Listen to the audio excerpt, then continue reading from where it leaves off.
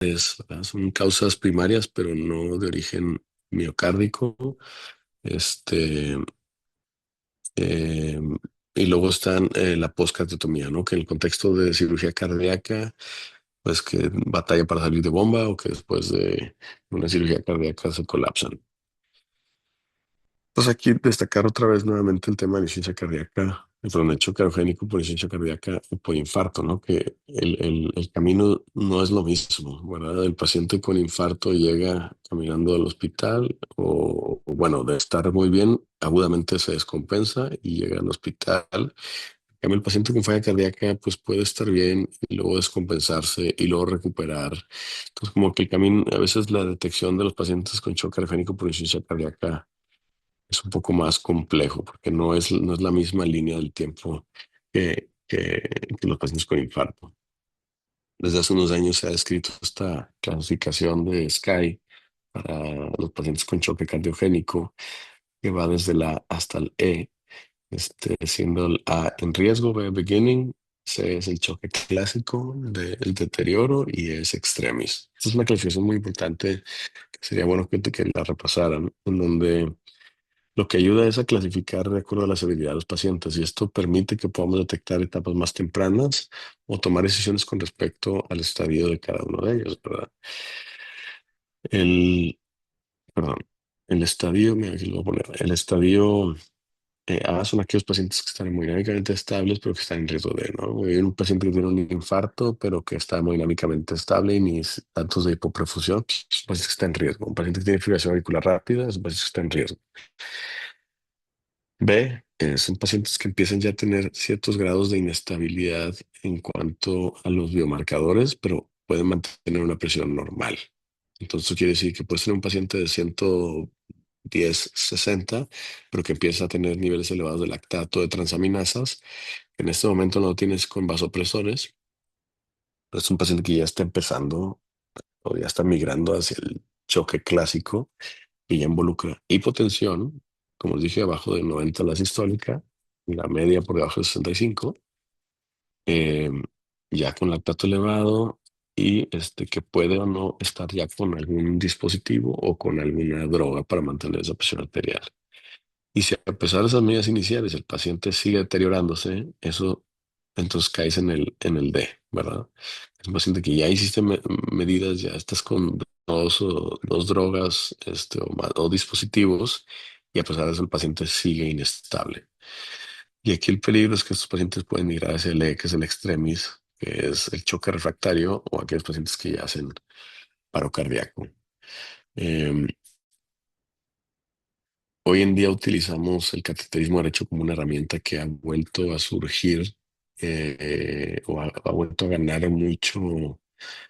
mucha popularidad en esto porque nos permite evaluar de forma profunda los perfiles hemodinámicos y entender hacia dónde dirigir las estrategias de tratamiento o el entendimiento de la insuficiencia cardíaca aguda, ¿verdad? Si es predominantemente izquierda, derecha o biventricular. Y en función de eso, dirigir las estrategias, ya no ser tan subjetivos en la toma de decisiones, ¿verdad? En cuanto al estado de bulimia, etcétera. Entonces, hoy en día está claro que hay que utilizar el cateterismo derecho como una herramienta para guiar nuestro tratamiento y esto impacta en la sobrevida de nuestros pacientes. Como les dije, nos ayuda a entender los perfiles hemodinámicos en choque y tratar de migrar nuestros pacientes la, eh,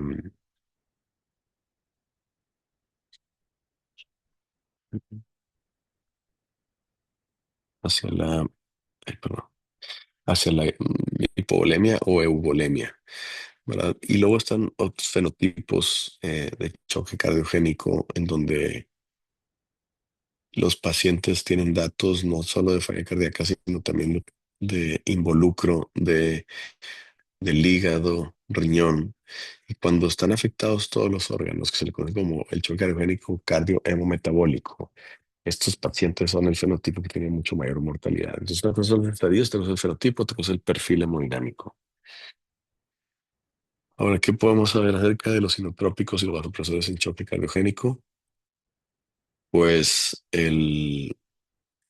En este estudio de la Iniciativa Nacional de Choque Cardiogénico, liderado por la gente en Detroit, lo que se observó es que los pacientes que tenían más de dos vasopresores, independientemente de tener un buen eh, poder cardíaco, eh, con vasopresores, esto está asociado a mayor mortalidad, ¿verdad? Entonces, y eso tiene sentido porque a veces nos obsesionamos en utilizar muchos presores, muchos inotrópicos para tratar de mantener una presión arterial media y mejorar la perfusión, pero esto a largo plazo contribuye a mayor daño cardíaco y a su vez más mortalidad. Y aquí es donde nace la introducción de soporte mecánico de forma más temprana para no tener que ser tan agresivo con las dosis de inotrópicos.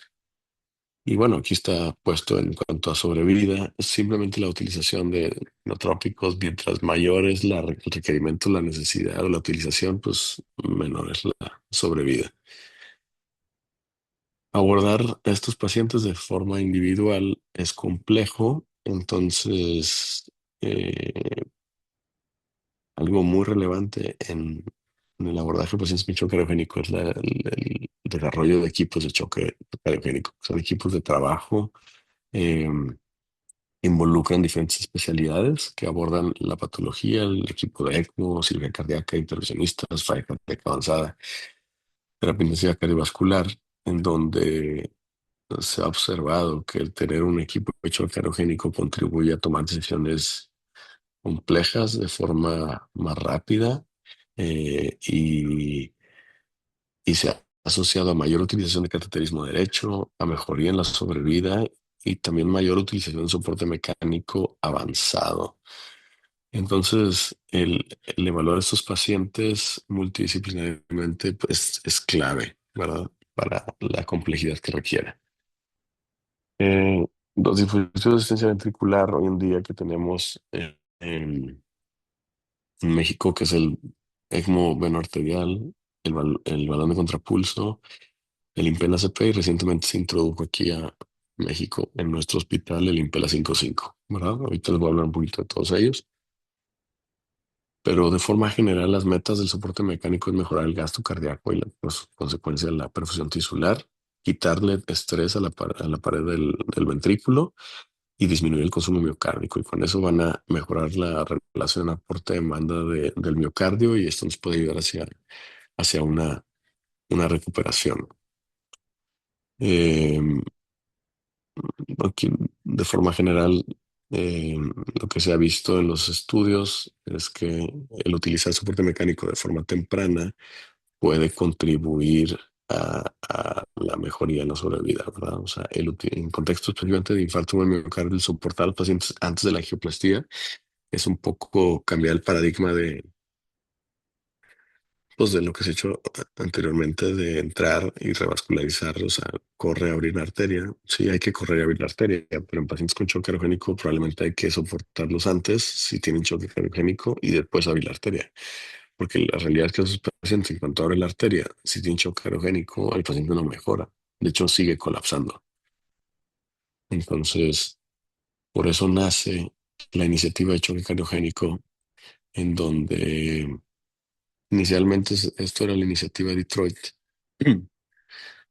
porque empezó en 5 o 6 hospitales en Detroit, en donde utilizaron un algoritmo de manejo en pacientes con choque aerogénico por infarto y se dieron cuenta que independientemente de tener soporte mecánico y tener todas las terapias que tenemos actualmente, el hacer un algoritmo estandarizado del manejo de estos pacientes puede contribuir a mejorar la sobrevida. Y eso involucraba soportar a los pacientes con infarto, estamos hablando de pacientes con infarto con elevación del ST o sin elevación del ST, con choque cardíaco. Soportar a los pacientes previo a la angioplastia. Y esto me refiero al Impella CP. Mantener un tiempo puerta soporte, así como el tiempo puerta balón en la angioplastía o tiempo puerta soporte menor a 90 minutos. Tener un resultado del flujo TIMI, que es el flujo coronario después de la angioplastía de 3. Utilizar sistemáticamente el cateterismo derecho. Una vez teniendo el soporte mecánico en los pacientes, tratar de utilizar la menor dosis posible de inotrópicos y vasopresores. Establecer una meta de poder cardíaco de más de 0.6 watts. Y con esto los pacientes pueden llegar a tener una sobrevida por arriba del 70%. Entonces, esto vino a cambiar y revolucionar el tratamiento del choque cardiogénico por infarto, que, que históricamente se había mantenido con mortalidades muy elevadas. Entonces, aquí lo que dice el algoritmo es, paciente con infarto y choque cardiogénico, una vez confirmado el diagnóstico, Impela CP, ¿verdad? Que es una bomba de flujo microaxial que descarga el ventrículo izquierdo y se pone a través de la arteria femoral. Se realiza la angioplastía. Después de la angioplastía hay que hacer un cateterismo derecho para evaluar la función cardíaca izquierda y derecha. Y esto se calcula con el poder cardíaco, que es el Cardiac Power Output, el CPO, y la PAPI, que es la Pulmonary Artery Pulsatility Index. Entonces, el CPO nos habla de la función izquierda y la PAPI de la función del ventrículo derecho. Entonces, el objetivo es que el CPO esté por arriba de 6, de 0.6, perdón, y la PAPI arriba de 1. ¿Ok? Entonces, si yo, después de que te hemos hecho, hago, bueno, aquí les puse cómo se calcula, ¿no? CPO es presión de arteria pulmonar por, no, no, perdón, presión media de sistémica, eh, presión, presión arterial media sistémica por el gasto cardíaco entre 451 y la PAPI se calcula la presión sistólica de la arteria pulmonar menos la diastólica entre la aurícula derecha, la PVC. Si después de la angioplastía tienes un TPO debajo de 0.6, esto hay que calcular la PAPI. Si la PAPI está por debajo del 0.9, estás hablando de que tienes fallo izquierdo y derecho, ¿verdad? O sea, tiene que soportar también el ventrículo derecho, no nada más el ventrículo izquierdo. Si la PAPI está preservada, el ventrículo derecho está normal y hay que aumentar el soporte solo del izquierdo. Si después de la angioplastía tienes un CPO arriba de 0.6 y una PAPI arriba de 0.9, eso quiere decir que estás bien soportado y que debes de hacer, continuar bajando presores. Y fíjense entonces la relevancia de los predictores de mortalidad que han sido muy relevantes en las primeras 24 horas de los pacientes con choque cardíaco por infarto ha sido el CPO y el barrido de lactato, o sea, el aclaramiento de lactato. Como hay pacientes que eh, tienen, fíjense aquí en esta tabla, un poder cardíaco debajo de 0.6, pero con un lactato menor de 4, tienen la misma, o tienen una sobrevida mayor que aquellos pacientes que tienen un CPO arriba de 0.6, pero con más de 4 vasopresores, ¿verdad? Esto habla de la relevancia de la cantidad de presores que tienen. Entonces, puedes tener más sobrevida con un CPO bajo, pero con un lactato bueno, a tener aquellos que tienes un CPO bueno, pero un lactato altísimo, ¿verdad? Entonces, lo ideal es mantenerlos las primeras 24 horas el lactato normalizándose y con un poder cardíaco arriba de 0.6. Ahora, hablando ya de los dispositivos, el más conocido y más utilizado a nivel mundial es el balón de contrapulsación. Este es requiere un interruptor de bajo perfil de 7-8 French, generalmente el que usamos es de 8 French. Entonces, esto lo que hace es que contrapulsación, esto lo hace a través, está sincronizado con el QRS y en cuanto es la sístole, el balón se colapsa y cuando es la diástole se infla, ¿verdad? Y al inflarse mejora la perfusión a los diferentes órganos y al desinflarse puede ayudar un poquito a descargar el ventrículo izquierdo de forma indirecta, pero es mínimo, pues, de 0.5 a 1 litro máximo. El mecanismo de la contrapulsación, esto se puede poner por vía femoral, pero también se puede utilizar por vía axilar para casos donde quiere ser más duradera, más larga el tiempo de utilización. Se pone de una forma muy sencilla, tienes bajo riesgo de complicación, ¿no? La desventaja es que te da muy poco soporte. Y este es el primer estudio que utilizó, es el SHOCK 2, en pacientes con choque cardíaco por infarto. La utilización de balón de contrapulsación comparativamente con tratamiento médico no mejoró la sobrevida. Por eso en las guías está con una recomendación clase 3 la utilización del balón de contrapulso de forma eh, rutinaria en choque cardiogénico. Más recientemente, el año pasado, se publicó este estudio All-Two Shock Trial, en donde evaluaron pacientes con falla cardíaca y choque cardiogénico. Este no es de etiología de infarto, sino de insuficiencia cardíaca, donde aparentemente es donde más podría tener beneficio, que es falla cardíaca agudizada y choque cardiogénico. A lo mejor en ellos pudiera tener, pero no choque cardiogénico, sino falla cardíaca agudizada con datos de hipoperfusión, pudiera tener un beneficio utilizar balón de contrapulso. Pero pues en este caso, choque cardiogénico y falla cardíaca no hubo una diferencia en la sobrevida al utilizar balón de contrapulsación. Entonces, la realidad es que el balón de contrapulsación como que no ha mostrado un beneficio en los ensayos aleatorizados en choque cardiogénico. Eh, y bueno, pues pareciera que el mejor respondedor o el mejor candidato a hacer, a utilizar balón de contrapulso son aquellos que tienen falla cardíaca agudizada, pero sin choque cardiogénico, que tengan resistencias eh, pulmonares elevadas o que tengan resistencias sistémicas también elevadas, pero que tengan una frecuencia cardíaca por debajo de 90 idealmente. Cuando están taquicárdicos, como que el balón, la verdad es que es muy marginal su utilización, su beneficio, perdón. El Impella, que es una bomba de flujo microaxial no pulsátil que descarga el ventrículo izquierdo y eyecta la sangre hacia la raíz aórtica y de esta forma descarga el ventrículo izquierdo. El CP, que es de 14 French, el tamaño de la cánula es un mayor calibre, entonces mientras más calibre tienes, más riesgo de complicaciones vasculares. Te puede dar hasta 3,7 litros. Pero el 5,5, que es quirúrgico y se pone por vía axilar con un injerto de Dacron, es 19 French. Y este te puede dar, como su nombre lo dice, hasta 5,5 litros de descarga del ventrículo izquierdo, lo cual pues descarga mucho más agresivamente el ventrículo izquierdo, ¿verdad? Desventajas, pues es de gran calibre, tiene riesgo de hemólisis, es una turbina que está succionando sangre constantemente del ventrículo izquierdo, lo cual pues puede producir hemólisis y a su vez falla renal, que es lo que se ha mostrado en los ensayos clínicos. Indicaciones, hoy en día el choque cardíaco por infarto, ¿verdad? Y también se puede utilizar en pacientes con insuficiencia cardíaca aguda por choque cardíaco. Eh, También en angioplastías de alto riesgo, eh, que eso quiere decir que son pacientes que tienen disfunción ventricular, enfermedad de tronco, anatomías complejas en pacientes con falla cardíaca crónica, donde pudieran colapsarse durante la intervención, pudieras utilizarlo como una herramienta para evitar el deterioro. Y bueno, aquí nomás una tablita para enseñarles cómo desde que se aprobó en el 2015 por la FDA se ha disparado en Estados Unidos la utilización del Impela. ¿Verdad? En México no lo utilizamos tanto por el costo. Tratamos de ser muy selectos en quién realmente se pueda beneficiar de él.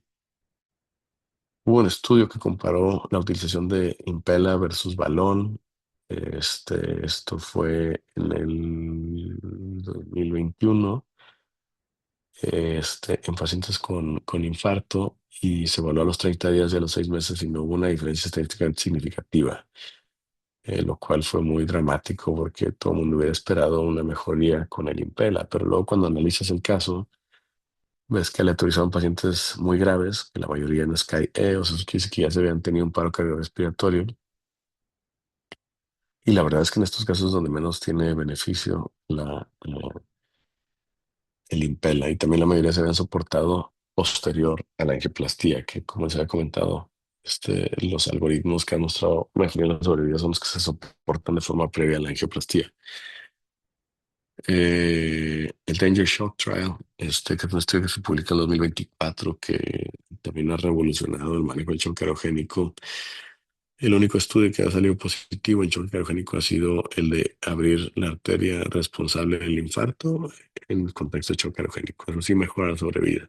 Pero de ahí en fuera todos han salido negativos, no hasta en 2024, 10 años después, o 20 años después, eh, donde evaluaron pacientes o sea, un grupo muy selecto de pacientes infarto con elevación de RCT, con hipotensión y datos de hipoperfusión, con FEBI debajo del 45%, se excluyeron paro cardiorrespiratoria, falla derecha y complicaciones mecánicas del infarto, que pues, hoy en día sabemos que ahí no hay beneficio del Impella.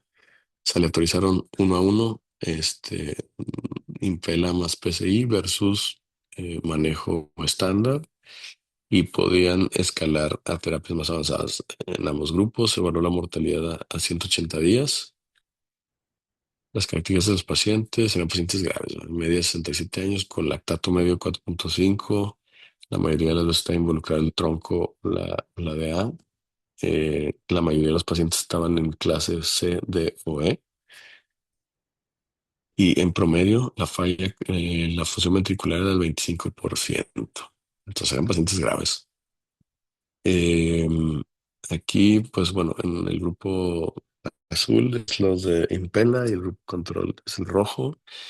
La utilización de ECMO en ambos grupos pues fue poca, ¿verdad? Y poca también la necesidad de escalar a Impela de mayor, el Impela 5 o 5.5. Este fue un estudio que se tardaron 10 años en hacerlo, entonces tenemos, eh, o sea, imagínense lo que representa hacer un estudio por 10 años en pacientes con choque cardiogénico, pues todo lo que no cambia en 10 años en el manejo, ¿verdad? Pero aún así, fueron 179 pacientes en cada grupo. Y algo bien importante es que ellos introdujeron un algoritmo para el manejo de pacientes con choque cardiogénico. Pues te ponían un algoritmo de sugerencia de cómo destetar el Impela, ¿verdad? La idea era tener al menos 2 días a full power que tolerar el Impela y después irlo destatando y en función de eso tomar decisiones, ¿verdad? Si el paciente a pesar del intento de destete no mejoraba, había que considerar full support con vía ECMO o un LVAD de mayor descarga. Son los resultados. Los pacientes del grupo de Impela tuvieron una reducción de la mortalidad de 13%, con un número necesario tratar de 8, y esto se mantuvo a los 180 días. Entonces, esto dio la significancia estadística para disminuir mortalidad en choque cardiogénico en este subgrupo específico de pacientes, pero esto vino a costas de mayor complicaciones, mayor riesgo de sangrado, isquemia de la pierna y algo que fue muy relevante fue la falla renal, fue altísima y lo que describen los autores es que muy probablemente fue secundario a la hemólisis del Impela, ¿verdad? Entonces, si el Impela mejora mortalidad, el problema es que también sufras muchos efectos secundarios que potencialmente pues, pueden tener complicaciones, ¿verdad? Entonces, pues hay muchas cosas que discutir acerca de este estudio que salió positivo, pero hay muchas preguntas que todavía quedan, muchas implicaciones, no solamente en cuanto a la capacidad de los centros, si esto se puede ser reproducible en muchos centros, el tema de la insuficiencia renal. eh, Hay datos que todavía no tenemos claro con respecto a la evolución hemodinámica de estos pacientes, la selección específica de los pacientes. Ahorita me quiero enfocar nada más en la generalizabilidad de estos pacientes, ¿no? Este estudio salió después del Danger Shock y agarraron un registro de terapias intensivas cardiovasculares en Estados Unidos y trataron de buscar de forma general de los 20,000 admisiones que tenían ahí ellos, cuántos realmente eran elegibles hubieran sido elegibles o tenían el perfil de un paciente de Danger Shock. Vieron que de esos solo 245 pacientes eran elegibles y de esos 32% eran por infarto. O sea, quiere decir que solo el 5% de los pacientes eh, de este registro pudieron haber sido candidatos a. Digo, aquí están agarrando admisiones en general a una terapia cardiovascular, pero lo que quiero decir es que fue tan selecto este estudio que también el beneficio no está probado de forma generalizada a todos los pacientes, ¿verdad? Entonces, la recomendación es que seamos muy cautos en la selección de qué paciente pudiera beneficiarse de esto y en qué momento, ¿verdad? Para no entrar en futilidad y malos resultados. ECMO veno arterial es un dispositivo de alto flujo, de alto soporte, que utiliza una membrana artificial de forma extracorpórea y que puedes oxigenar la sangre, ¿verdad? Tienes una cánula de extracción venosa eh, y una de retorno, que es la arterial, que se puede poner por vía femoral. Hay varias configuraciones, pero fíjense, el calibre va del arterial de 15 a 19 y el venoso de 21 a 29. O sea, son de gran calibre y esto te puede dar hasta 7 litros fácilmente de soporte. El problema del ECMO es que el ECMO, hablando de choque cardiogénico, el ECMO, la cánula de retorno, o sea, la cánula arterial, el flujo la avienta de forma retrógrada hacia la aorta. Entonces, la poscarga del ventrículo izquierdo se aumenta con el ECMO. Y esto tiene implicaciones en un pecho cariogénico. Entonces, el ECMO lo que sí tiene es que te puede perfundir hasta 7 litros todo el cuerpo, ¿no? Te barra el lactato, pero esto a expensas de generar más daño al corazón también. Entonces, tiene su chiste el saber utilizar qué flujo del ECMO. Entonces, la idea es también tratar de utilizar el menor flujo posible que no genere tanto daño cardíaco. La forma en la que evaluamos qué tanto impacto está teniendo el ventrículo izquierdo del ECMO es la apertura de la válvula aórtica. A veces es tan alto el flujo del ECMO que la válvula aórtica no se puede abrir porque la válvula aórtica se abre con la contracción ventricular. Y si la contracción ventricular es pobre, la válvula aórtica va a abrir poquito. Y eso le sumas un aumento en la carga con el flujo retrógrado del ECMO, pues no va a abrir nada. Entonces te puede trombosar el ventrículo izquierdo, o se te puede generar trombos interventriculares, te puede distender el ventrículo izquierdo. Entonces, en ocasiones hay que dar un poco inotrópico para ayudar a que el corazón bombee más y se abra la válvula aórtica, o utilizar terapias para descargar ese ventrículo izquierdo o configuraciones como el Impella en conjunto con el ECMO para descargar el ventrículo izquierdo y contrarrestar un poco ese daño. Este es el estudio de ACL de Shock en 2023. Intentaron probar el uso rutinario de ECMO en choque criogénico, un estudio similar al Impella, pero digo, el Danger Shock, pero en ECMO. ECMO no mejoró la mortalidad a 30 días en pacientes con choque criogénico comparativamente con el grupo estándar, ¿verdad? Entonces, esto provocó que en las guías más recientes le dieran una indicación clase 3 al ECMO en choque criogénico, igual que el balón de contrapulsación. Entonces, el ECMO nos puede ayudar, sobre todo en casos de miocarditis fulminante, en TEP con compromiso hemodinámico, paro cardiorrespiratorio sobre todo. Es como que el ECMO, su principal utilidad es en pacientes con SCAI-E o que requieran de oxigenación o que hayan tenido paro cardiorrespiratorio. Y bueno, pues el ECMO en choque aerogénico es muy debatido hoy en día. ¿Quién puede beneficiarse? Eh, Aquí la clave, si lo hacemos una analogía con un paracaídas, el ECMO, la idea es abrirlo justo en el momento más oportuno, porque si lo abres demasiado pronto, solo estás comprando complicaciones. Eso se refiere a estadios tempranos de choque, donde no tienes tantos vasopresores, no tienes tanto lactato elevado. Si lo abres de forma tardía, pues a lo mejor ya no va a haber un beneficio, vas a caer en futilidad y a lo mejor el paciente igual va a fallecer o va a vivir, pero a expensas de un daño importante. Pero si lo abres de forma correcta, que sería el paciente que se está deteriorando de un SCAI-D hacia el E, que está continuamente incrementando sus niveles de lactato a pesar de las maniobras iniciales, previo al paro cardiorrespiratorio o en el paro cardiorrespiratorio, a lo mejor ese sería el candidato ideal.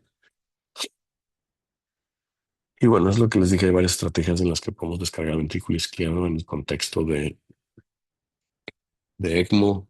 Esta configuración se le llama el ECPELA o el ECMELA, que es ECMO con Impela, que en cierto grupo específico de pacientes puede mejorar la sobrevida cuando se utilizan con esa configuración, pero volvemos a lo mismo. Tienes una cánula 22 de la vena, cánula 19 de la arteria del ECMO, y súmale una cánula 14 axilar.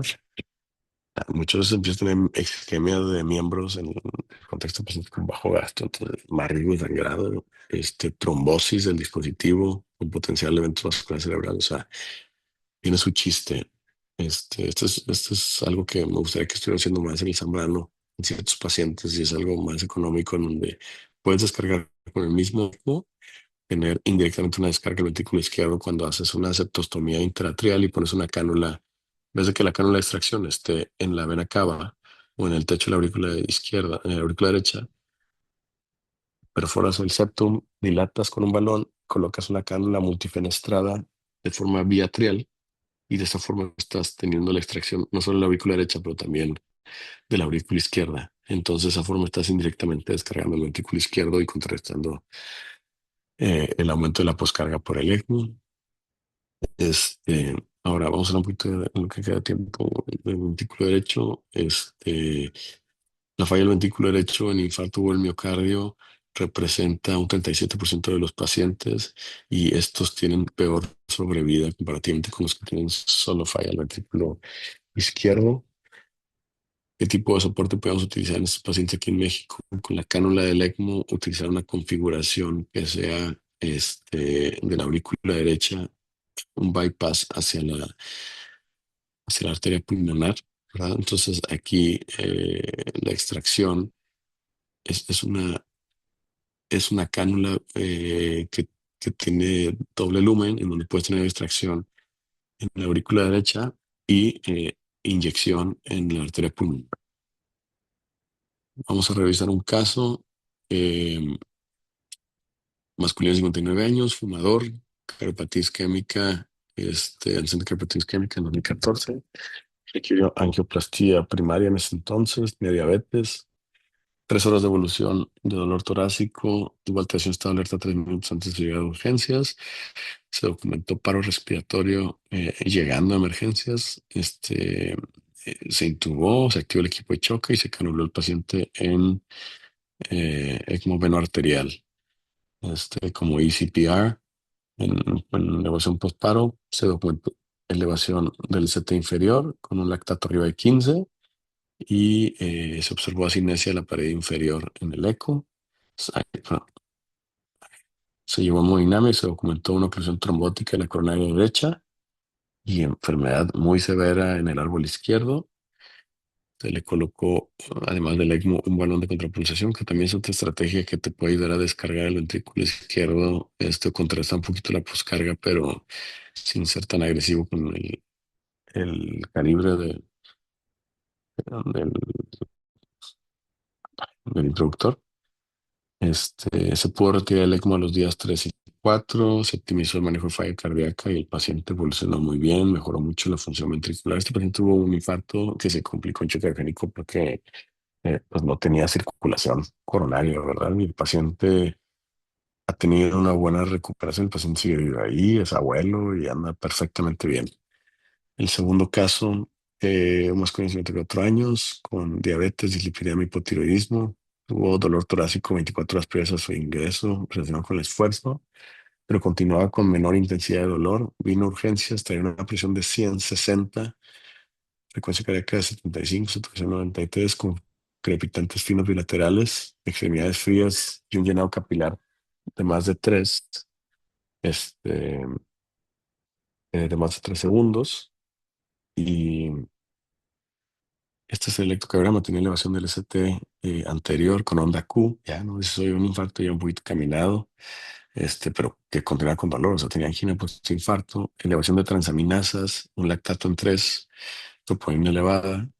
Entonces decidimos hacer hemodinámica invasiva a este paciente. Bueno, primero el eco mostró asinesia anteroseptal medio y apical, una FEBI de 41%.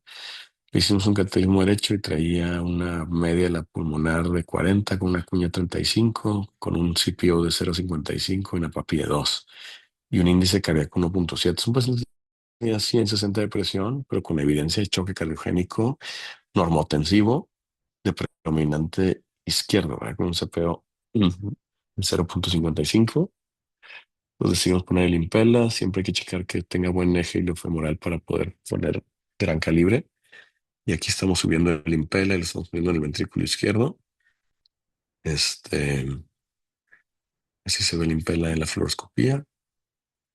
Y después de eso, bueno, aquí a través del Impella podemos hacer una cosa que se llama Single Access Technique, que en vez de funcionar la femoral para, para tener otro acceso, el introductor del Impella te permite funcionar el mismo introductor y poner, entonces aquí lo que estoy haciendo es que estoy funcioné el introductor y es como si estuviera funcionando la arteria. De hecho, empieza a sangrar como si tuviera la arteria. Y entonces en ese mismo introductor, así como del lado derecho pueden ver, tienes el Impella, que es el cable blanco, y el introductor 7 French, que es donde voy a hacer la angioplastía. Entonces se llama Single Access Technique. A través del mismo acceso del Impella puedes hacer la angioplastía. y con eso minimizar el riesgo de complicaciones vasculares. Entonces, se hizo la angiografía coronaria después, se documentó aquí una oclusión trombótica. La DA debe de venir hacia acá. No sé si ven mi mouse, pero se debe ver hacia acá. Está ocluida en el ostium con un trombo, la DA proximal. La coronaria derecha estaba limpia, ¿verdad? Entonces le hicimos angioplastía y así quedó la DA. Le pusimos un stent aquí y con eso mejoramos el flujo de la DA. Soportados con el Impella.